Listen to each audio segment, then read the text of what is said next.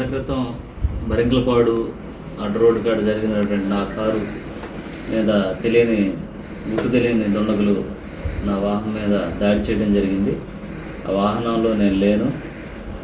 అందులో ముగ్గురు ఉండటం జరిగింది. వెనకాల నుంచి వచ్చి ఎవరో రాయితో కొట్టారనేసి అందులో వెళ్ళేటువంటి వాళ్ళు చెప్పారు. నాకు ఎలాంటి అపాయం జరగలేదు. నాయకులు కానీ, కార్యకర్తలు కానీ, ప్రజలు కానీ ఎవరు కూడా భయభ్రాంతులకు గురి కావద్దు. నేను సేఫ్గానే ఉన్నాను. అలాగే ఈ దాడి చేసినటువంటి వారిపై మేము తప్పకుండా చర్యలు తీసుకోవడం జరుగుతుంది.